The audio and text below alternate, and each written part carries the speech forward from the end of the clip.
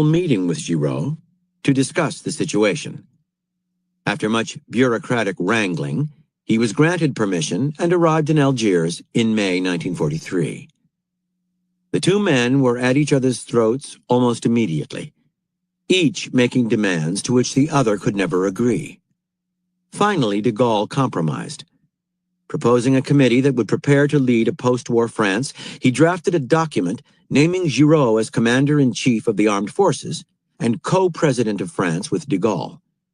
In return, de Gaulle got the committee to be expanded in size and cleansed of officials with Vichy connections. Giraud was satisfied and signed on. Shortly thereafter, however, Giraud left Algiers for a visit to the United States, and de Gaulle, in his absence, filled the expanded committee with Gaullist sympathizers and resistance members.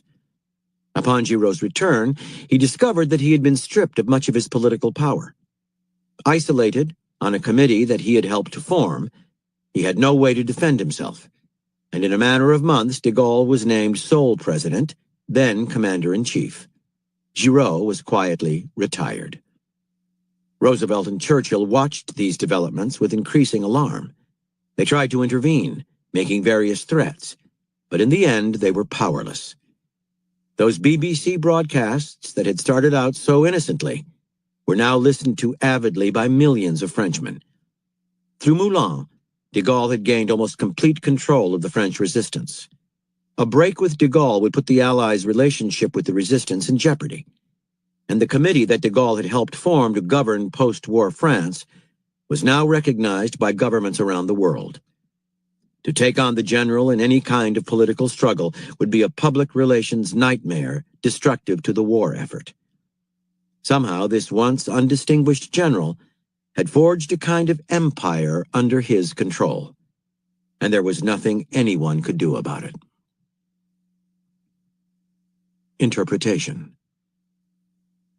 When General Charles de Gaulle fled to England, he had one goal: to restore the honor of France.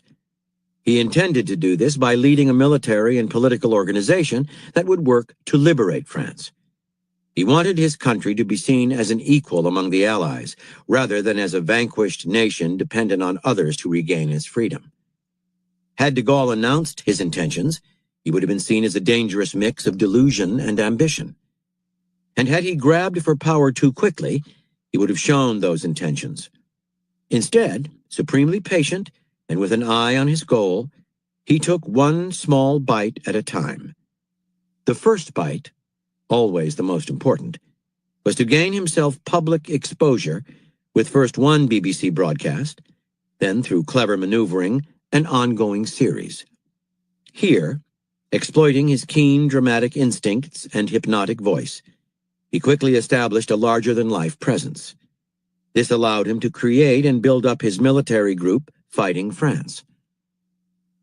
He took his next bite by bringing those African territories under the control of fighting France. His control over a large geographical area, no matter how isolated, gave him unassailable political power. Then he insinuated himself into the resistance, taking over a group that had been a communist bastion. Finally, he created, and bite by bite gained complete control of, a committee to govern the free France of the future. Because he proceeded in such a piecemeal fashion, no one really noticed what he was up to. When Churchill and Roosevelt realized how far he had insinuated himself into the resistance, and into the minds of the British and American publics as France's destined post-war leader, it was too late to stop him. His preeminence was a fait accompli. It is not easy to make one's way in this world, to strive with energy to get what you want without incurring the envy or antipathy of others who may see you as aggressive and ambitious, someone to thwart. The answer is not to lower your ambitions, but rather to disguise them. A piecemeal approach to conquest of anything is perfect for these political times, the ultimate mask of aggression. The key to making it work is to have a clear sense of your objective, the empire you want to forge, and then to identify the small outlying areas of the empire that you will first gobble up. Each bite must have a logic in an overall strategy, but must be small enough that no one senses your larger intentions. If your bites are too big, you will take on more than you are ready for and find yourself overwhelmed by problems. If you bite too fast, other people will see what you are up to. Let the passage of time masterfully disguise your intentions and give you the appearance of someone of modest ambition. By the time your rivals wake up to what you have consumed, they risk being consumed themselves if they stand in your way. By Edmund Burke. Ambition can creep as well as soar. Keys to warfare. At first glance, we humans might seem hopelessly violent and aggressive. How else to account for history's endless series of wars, which continue into the present? But in fact, this is somewhat of an illusion. Standing out dramatically from daily life, war and conflict compel disproportionate attention. The same can be said of those aggressive individuals in the public realm who are constantly grabbing for more. The truth is that most people are conservative by nature. Desperate to keep what they have, they dread the unforeseen consequences and situations that conflict inevitably brings. They hate confrontation and try to avoid it. That is why so many people resort to passive aggression to get what they want. You must always remember this fact of human nature as you plot your way through life. It is also the foundation for any fait accompli strategy. The strategy works as follows. Suppose there is something you want or need for your security and power. Take it without discussion or warning, and you give your enemies a choice, either to fight or to accept the loss and leave you alone. Is whatever you have taken, and your unilateral action in taking it, worth the bother, cost, and danger of waging war? Which costs more, the war, which might easily escalate into something large, or the loss? Take something of real value, and they will have to choose carefully. They have a big decision to make. Take something small and marginal, though, and it is almost impossible for your opponents to choose battle. There are likely to be many more reasons for leaving you alone than for fighting over something small. You have played to your enemy's conservative instincts, which are generally stronger than their acquisitive ones.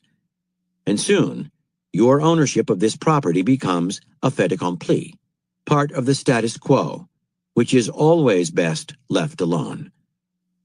Sooner or later, as part of this strategy, you will take another small bite.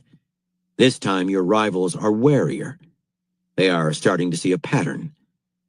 But what you have taken is once again small, and once again they must ask themselves if fighting you is worth the headache. They didn't do it before, why now? Execute a fait accompli strategy subtly and well, as de Gaulle did, and even though a time may come when your goal becomes clear, and when they regret their previous pacifism and consider war, by that time you will have altered the playing field. You are neither so small nor so easy to defeat. To take you on now entails a different kind of risk. There is a different, more powerful reason for avoiding conflict. Only nibble at what you want, and you never spark enough anger, fear, or mistrust to make people overcome their natural reluctance to fight. Let enough time pass between bites,